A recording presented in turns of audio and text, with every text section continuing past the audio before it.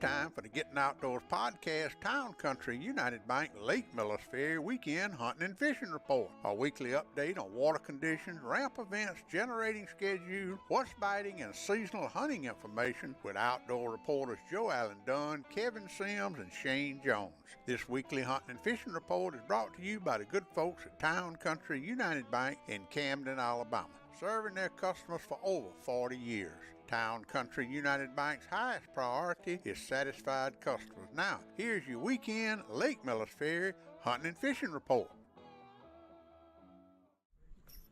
Summertime, we're feeling fine, fishing on the lake, flipping jigs and Carolina rigs, from early morning till real late. Bonfires on the creek bank, kick back a couple beers. Yeah, we command the outdoors around here. Yeah, we command the outdoors. Yeah, we command the outdoors. Next year's doves until you know winter's on the way. Brushing blinds and deer stands. Fever starts to creep. We'll fill our freezers full of ducks, lots of tender deer. Yeah, we command the outdoors around here. Yeah, we command the outdoors. Yeah, we another one on the B&B Silver Shade. So grab your guns and shells, boys. Put on your camouflage. 'Cause we command the outdoors around here. We command the outdoors. Team Bigfoot in the house. Shane Jones, Crappie Expo.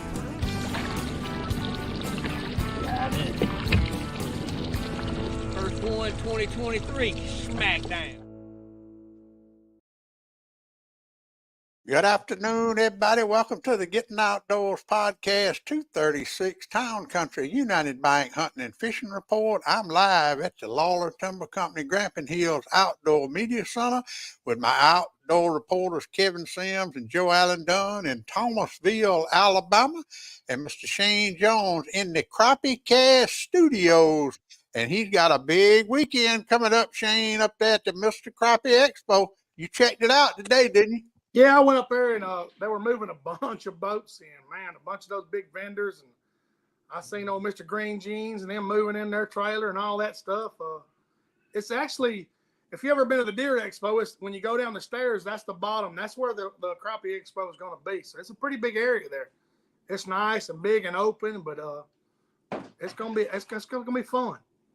I just got through talking with Shane and John and Jessica. I enjoyed that, Shane. We had a good conversation. I enjoyed sitting down with John and Jessica. I had never really got to sit down and talk to them, and that was a good podcast. I appreciate y'all doing that. We covered a whole lot of stuff in today's podcast. Yeah. Talk a minute about Crappie Cash. Y'all have the show tomorrow night. I guess y'all will be talking mainly about the expo coming up and then your in-depth series. Talk a minute about what the folks can expect tomorrow night on Crappie Cash, Shane Jones Fishing, Facebook, and YouTube. Man, we're basically just be touching base with everybody that's coming to the expo and talk about the expo. I just put the in-depth series episode 3 on YouTube. It's a lot easier to download on YouTube. I just put it on there not long ago. It's been on Spotify and Apple Podcasts, but I put the actual video, the recording video, on YouTube just probably 30 minutes ago. So okay, we're going to answer questions just like we normally do on Thursday. Hopefully John and them can do it. They're coming up tomorrow about lunchtime. We're going to get the booth set up, so hopefully they'll be able to do it. They're staying at his sister's house, so we'll be able to do it when they get up here. All right, the story of the week. I dug this picture up. I found it on the internet, and I put this picture up, and it got a lot of slack. I tell you, this was way back a long time ago. That's a pretty good old gobbler.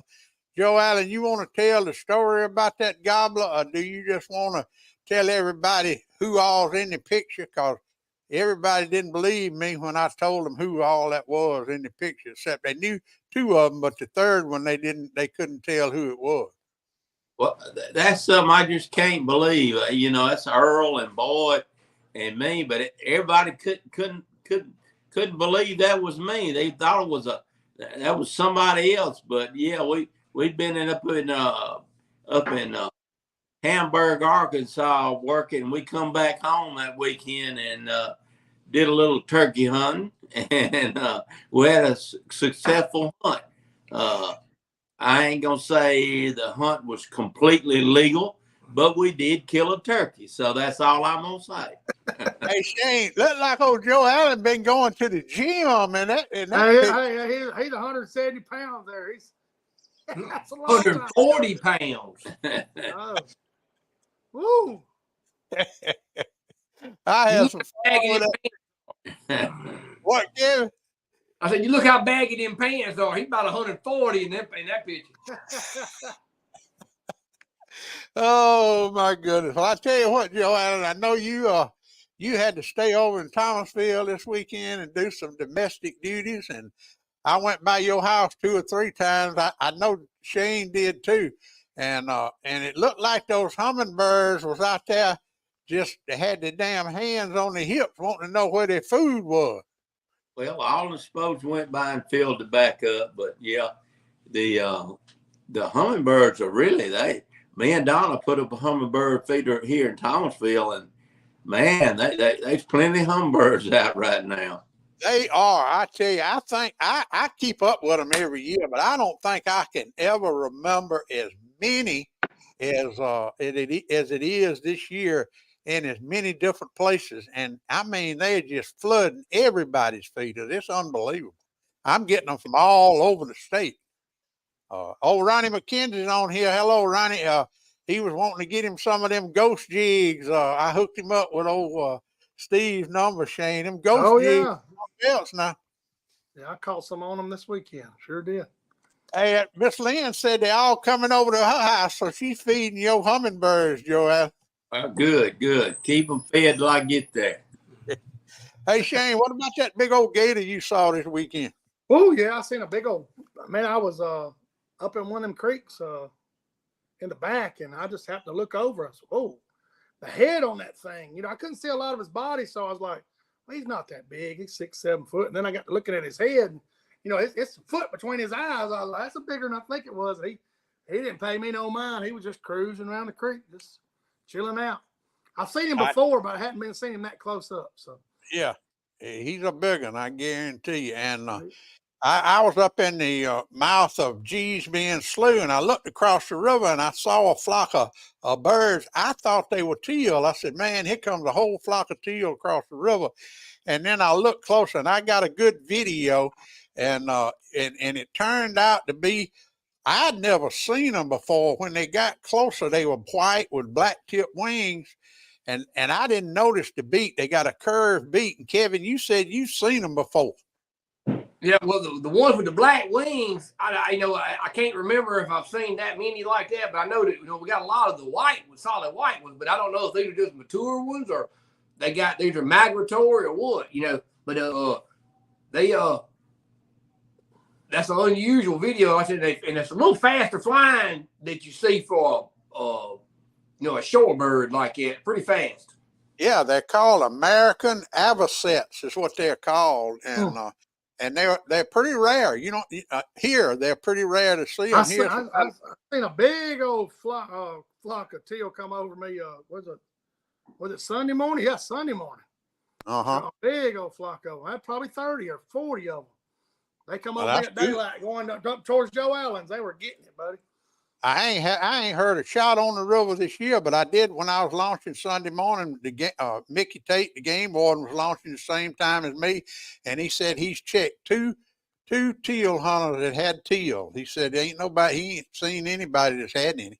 So have you heard anything, Kevin, or Joe Allen? Allen the other day, and he said he had been twice and killed a couple both times, but he hadn't seen a bunch.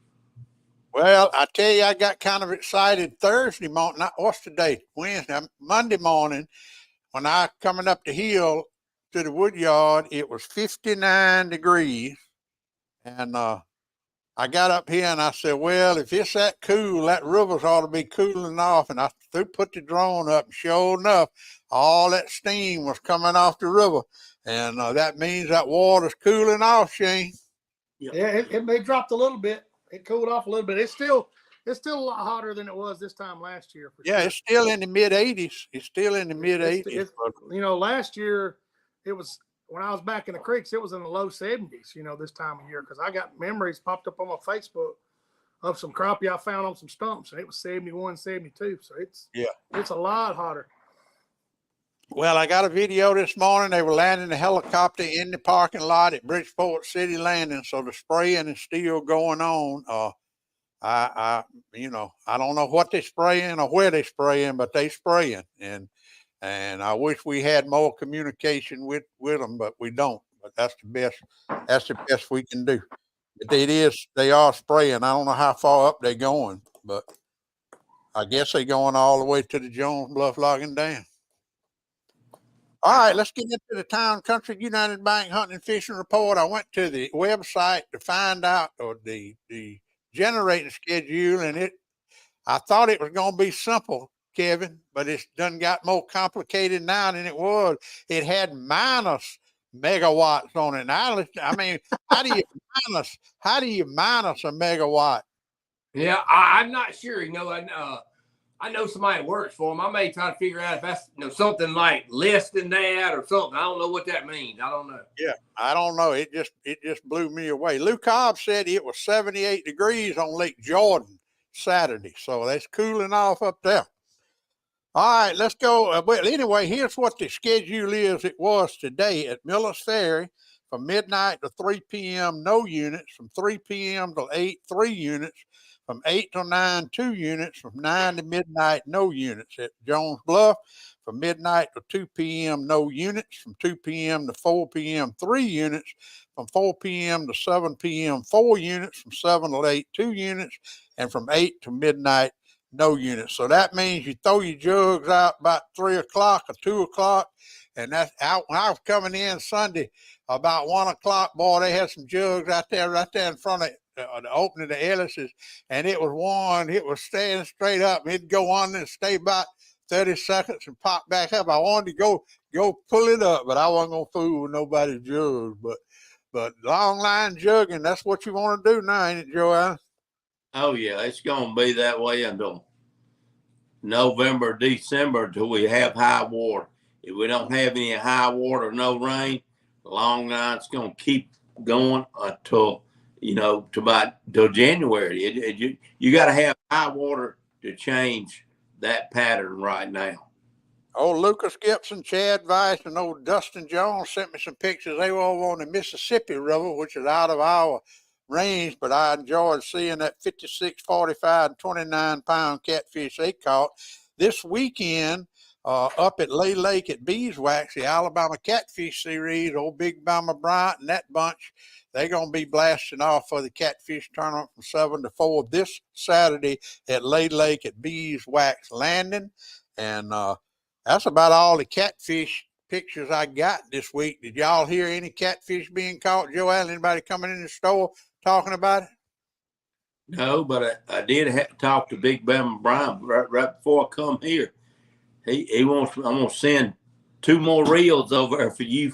He wants to pick up. He said it would be Sunday, and that must be why he's gonna be at the tournament Saturday and be down there Sunday. He's gonna pick them up from you, but no, I haven't heard of anybody over here with the catfish. But things are starting to pick up because we're having more, requests for minnows now and looking for some froze shad. But this cooler weather, what it's going to do, it's going to trigger us first, thinking everything's biting, but it's not. It's still a little while. The water is a little bit behind this air temperature, so it's going to take a little while more for it to cool off, so a couple more weeks, and then everything's going to show enough turn on then. Yeah. I wonder what's going to happen to Travis's #1 bait hole. You see where they turned the county dump truck over, putting redoing that pipe, and old Travis is worried about that. But he ain't worried about that as much as he's worried about getting that new boat. He lost his boat last week to an accident, and he's trying to find him a new boat, and he's going to get a live scope on it. And he said he's so glad Joe Allen showed him all them crappie holes. Well, them holes ain't no good. They're just springtime and hole, but fall and winter, he better learn. I ain't taught him fall and winter yet. You may have to, Big Daddy. You the fall man. You know where the winter holes are at. I don't know what none of right now. I caught 7 fish this weekend, 2 Saturday and 5 Sunday. That's all I caught, but they were all good ones. Me and you wintertime holes that we marked, and we know they're going to be good come about late October, mid-November. The bass fishing I hadn't heard many bass fishermen, Kevin. I know they had the fruit jar Thursday afternoon, and Shane Paul won with 3 fish, 8.55, and Trey and Bradley they came in second with 3 that weighed 8.47. They had a 3.82 big fish, but Maddie's got her classic October the 14th. Have you been hearing of any bass fishermen? I see Don Lauderdale was on here a while ago. You and him been doing anything, Kevin?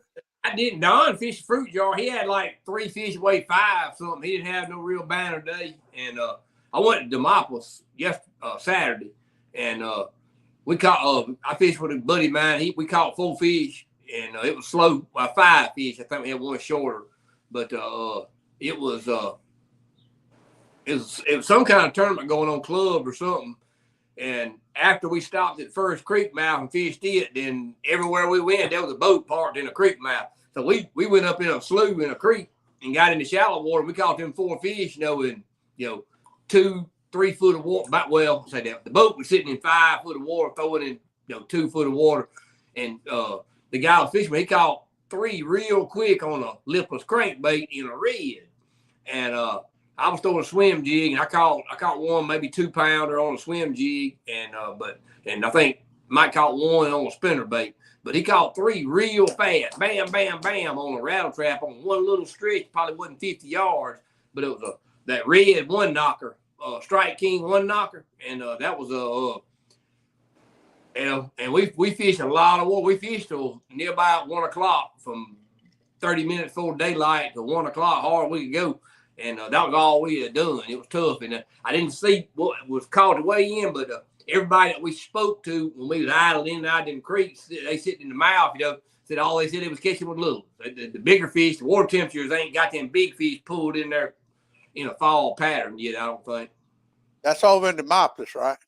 Yeah, that was Demopolis, yeah. But I mean, still, the water temperature, fish, we feeling a little fall every morning, but the fish ain't feeling fall yet. Yeah. No, not hot as that water is still. Mm-mm.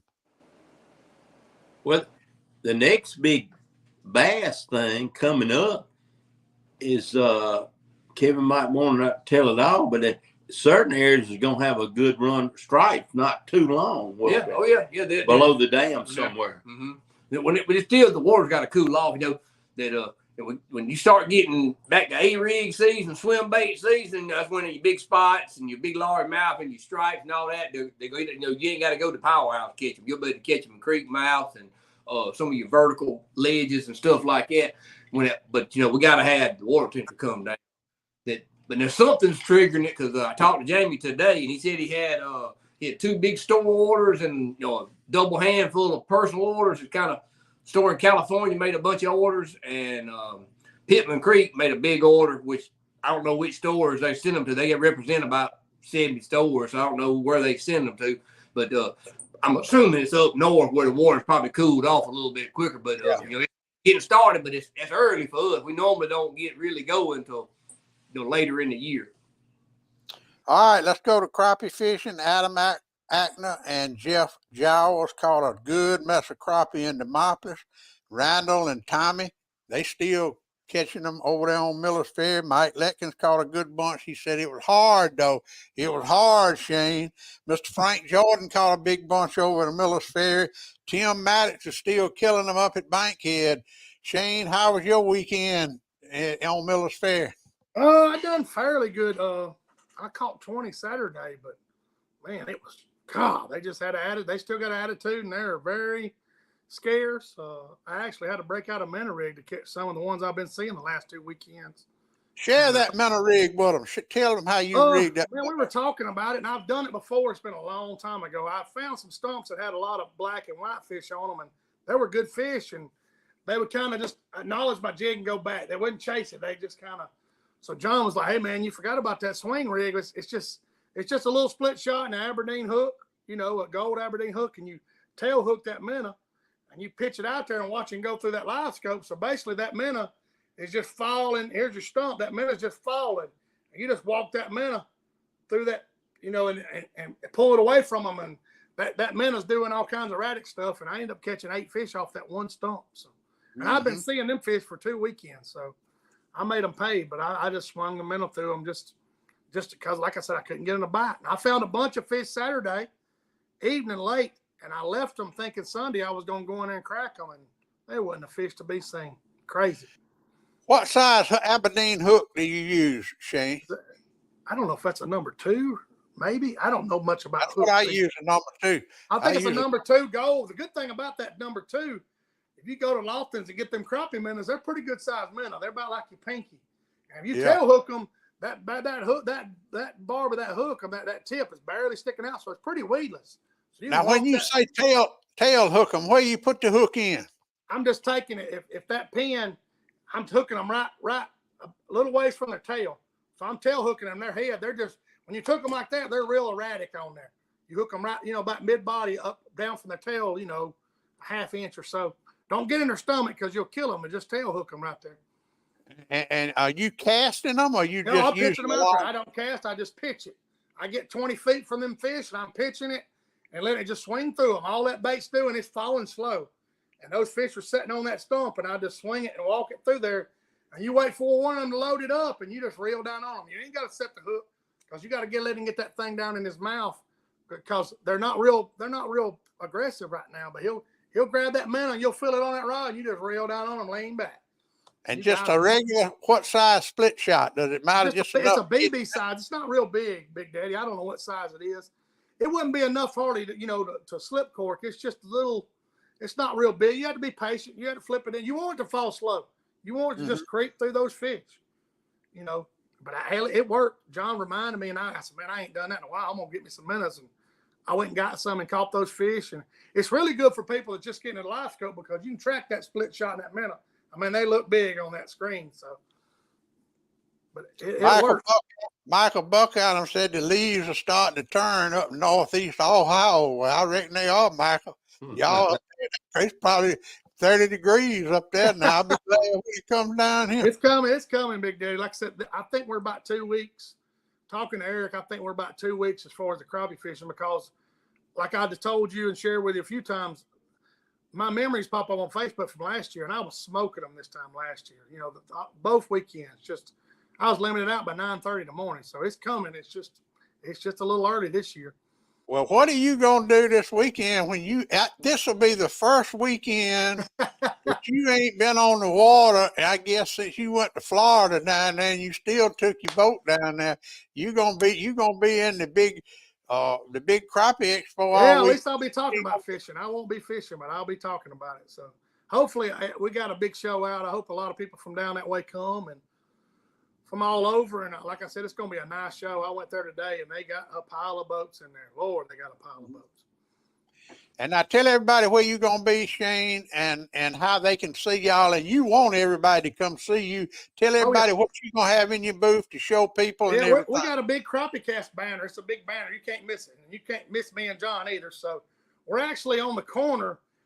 I came in the loading dock today, but I'm thinking you're going to come in, and we're going to be right there on your left when you come in pedestrian way there. We're going to be right there on your left. I think there's a peanut stand right beside us. When you come in, we're right against the wall. So there's booths all in the middle, but we're right against the wall. right when you come down the stairs. You can't miss it. So John's going to be tying some jigs for some kids, and they got a few shirts are selling, and I've got some Lost Creek custom rods for people to feel of. They're not going to be for sale. Actually, they're just somebody can see what type of handle and, hey, order them a rod if that's what they're interested in. John's going to have some outlaw rods there too. He's got a little, I think he's got 20 of them or so. So it just be good. It's the stuff we use. So you'll be able to see what we use and feel of it and stuff. I'm going to have a display for the power brakes. Hopefully, my boss man, he is actually working on it right now. I'll carry it in there. You'll be able to see how those power brakes work and how they're built. Well, I wish you luck. I'll be keeping up. Are you going to do some live stuff from up there? I'll try to, Big Daddy. It's got a great signal inside there, so hopefully we'll be able to do some live and walk around and show you the crowd and people that's not able to come. Like you and you and Joe Allen.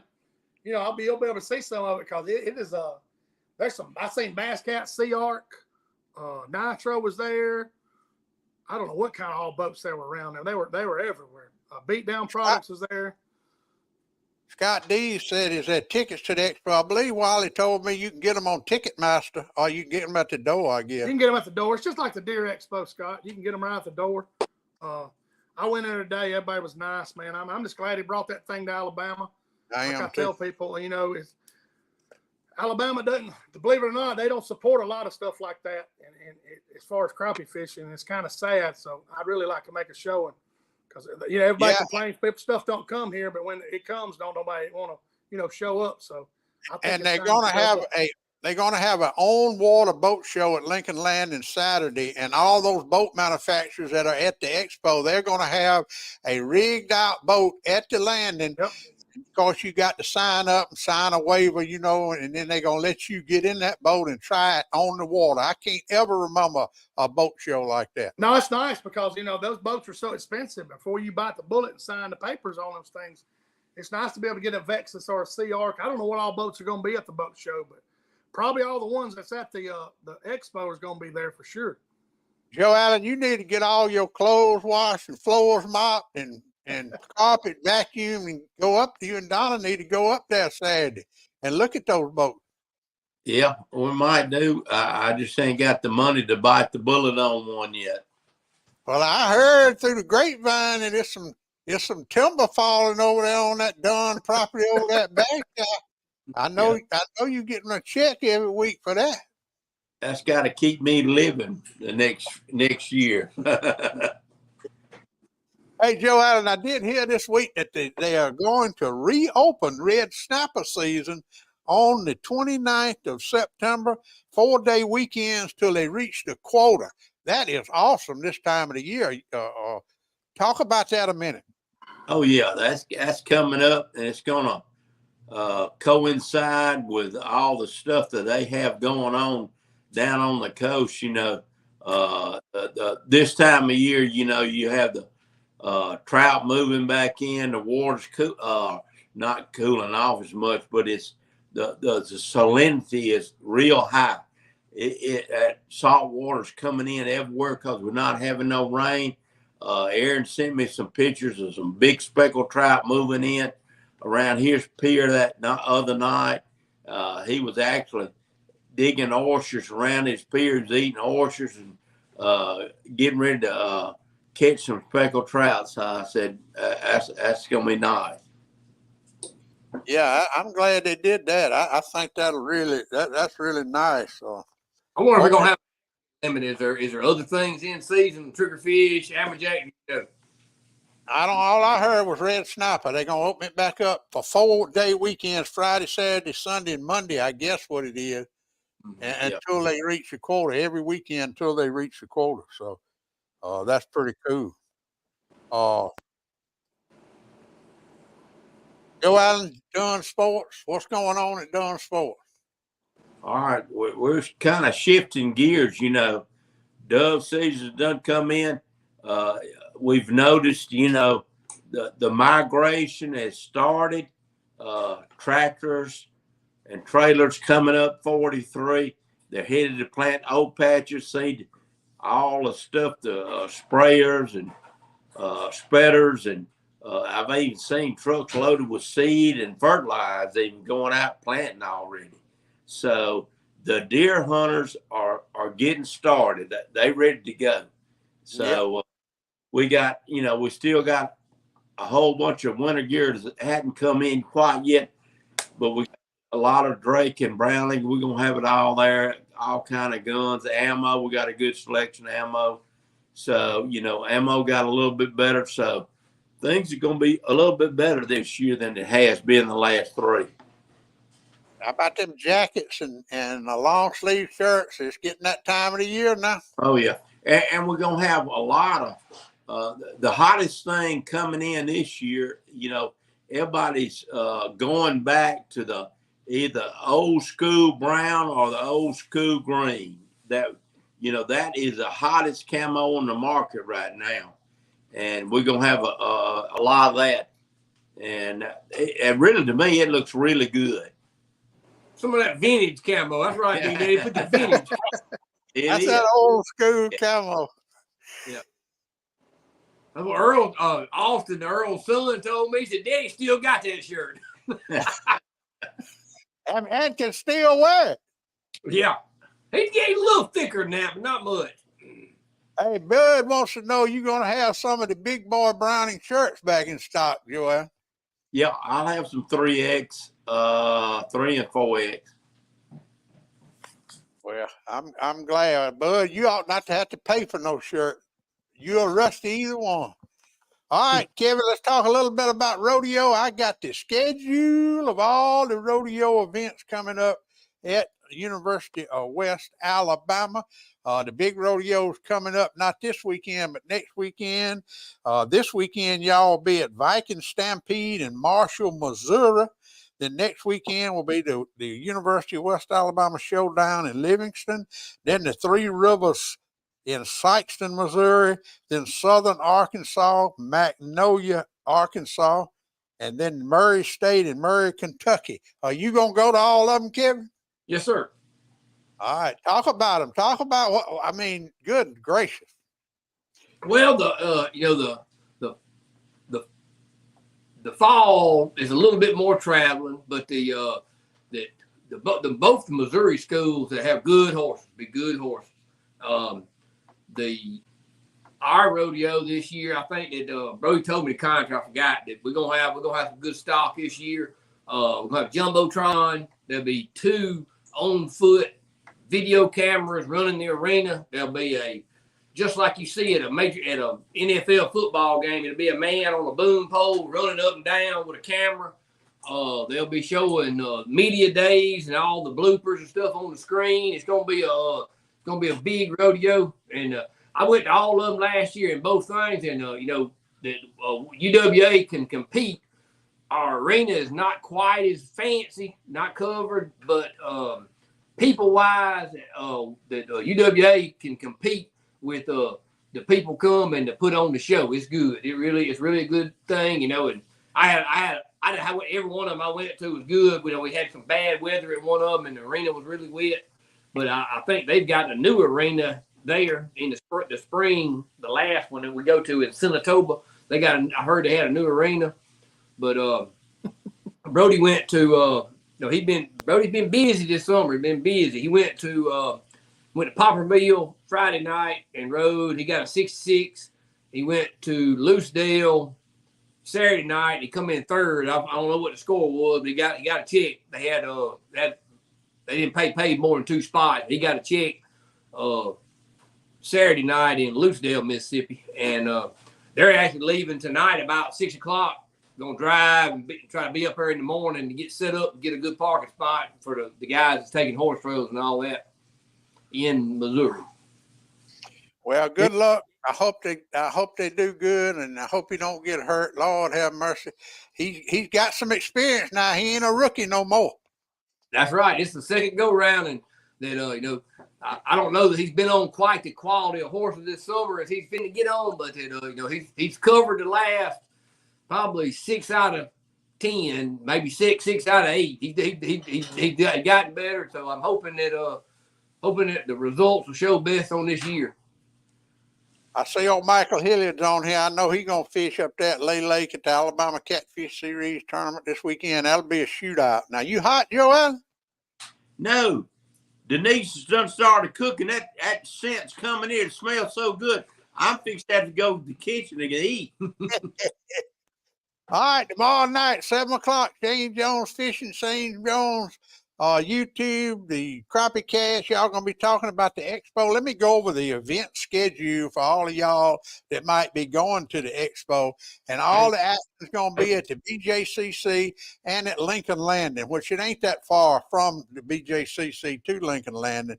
But Friday, day one of the Mr. Crappie Invitational Classic on Logan Martin at Lincoln's Landing. Blast off at 6:45. Weigh-in will be at 3 o'clock. That'll be Friday. And then Friday, the Crappie Expo opens at 10 till 7 at the Birmingham Jefferson Convention Complex in Birmingham. You can go to the weigh-in at 3 o'clock. That gives you plenty of time to get to Birmingham and go to the expo. On Saturday, it'll be day 2 of the Crappie Invitational. Blast off 6:45, weigh-in at 3 o'clock. And that will also be the day of the Crappie the Crappie On Water Boat Show. It will begin at 10 a.m. to 3 p.m. at Lincoln's Landing in Lincoln, Alabama. And the Crappie Expo will open Saturday 9 to 6 with all kind of seminars, giveaways, and live music at 1 p.m. So now you don't be going up there doing the hucklebucket, all them bands up there. Don't be going up there swinging them gals all over the dance floor up there now, Shane. No, I'll be sitting in my booth talking. And then Day 3 Sunday, it will be the championship Sunday of the Mr. Crappie Invitational Classic on Logan Martin. They'll blast off at 6:45, but they'll weigh in at 4 o'clock at the BJCC at the Crappie Expo, and that's when they'll be live scoping, live feeding it, and I'm sure you're gonna go to weigh-in, ain't you, Shane? I don't know. Hopefully, we'll be able to break loose and do it. Something. One All of right. us is. Tomorrow night on Crappie Cast, 7 o'clock, Shane Jones Fishing. What y'all gonna be talking about the show, I guess, tomorrow night? What else you got on? Oh, That'll be the main subject. We'll talk about, the same tough conditions that they're facing and the tough condition we're facing. They're really having a tough time up there at the lake. So that's what I'm hearing. So what are you hearing from anybody that's practicing on Logan Martin this week? Have you heard from Eric? They're catching some fish, but it's tough. All I've heard, Big Daddy. Mm-hmm. Well, I don't. When you got black crappie this time of year and that water's hot, it's not good. Yeah, well, the water's cooling off. It just might not cool off the way we want it to cool off. But are you gonna fish this weekend, Kevin? No, I'm leaving Friday going to Missouri. Oh, that's right. You're going to the rodeo. Joe Allen, what he's doing this weekend? What's he going? Yeah, what you doing this weekend? You got an iron this weekend? Yeah, no, I think I'm gonna start. I'll help Donna at home, but I'm gonna start filling up corn feeders on my patches, start getting all that kind of stuff, dude. Clean out shooting houses, all that stuff. All right, watch out for snakes, boy. I'm seeing a lot of snakes at these shooting houses and things now. Yeah, we talk about John Snake. Yeah, I should have downloaded that video. I'll show it Friday morning. John and Jessica had a cottonmouth in the back of their motor, in the way he trimmed the motor up. And yeah, I think that video has been hit about 60,000 times, Shane. I think it's more than that now, Big Daddy. But what the backstory is it was in there before and it got away from them. So it wasn't gonna get away from this time. They were gonna make sure they run it out of there. So. I had to do a little insert on that video. Yeah, there's a little editing at the end. We didn't want to make anybody too mad. You can see John grabbed that hole, but I had to edit all that out of there. Hey, he won't be getting in nobody else's transom. No, he won't. They ain't got to worry about that snake no more. No. All right, guys, I appreciate it. Another great Town Country United Bank hunting and fishing report. I always enjoy talking to you guys. Y'all share so much information with everybody every weekend, as you and John and Jessica do on Thursday night on Crappie Cast. Good luck this weekend at the expo. Yeah, man, everybody come see us, y'all. I know it's a little dry, but y'all come on up from Miller's Ferry and say, hey, it'll be worth your while. I promise you. And Kevin, you be careful in Missouri and cheer old Brody on. Tell him we all be pulling for him. Joe Allen, you be careful. Don't work too hard. Them 50-pound bags of corn, don't strain yourself too much loading them feeders up, Ma. I'll have somebody helping me. All right, and dove season, I'm telling you, this has been a great dove season. Joe Allen, me and you got invited to a good shoot tomorrow afternoon. I'm not going to be able to make it. You ain't either, but boy, it's going to be a good one. I know that. I know. I wish I could be there. Bubba said I had to work one time. Well, Bubba needs some time off, but anyhow, y'all have a great weekend. Thanks everybody for tuning in. Shane, we'll see you. Thank you again for you and John and Jessica doing the podcast with me this week.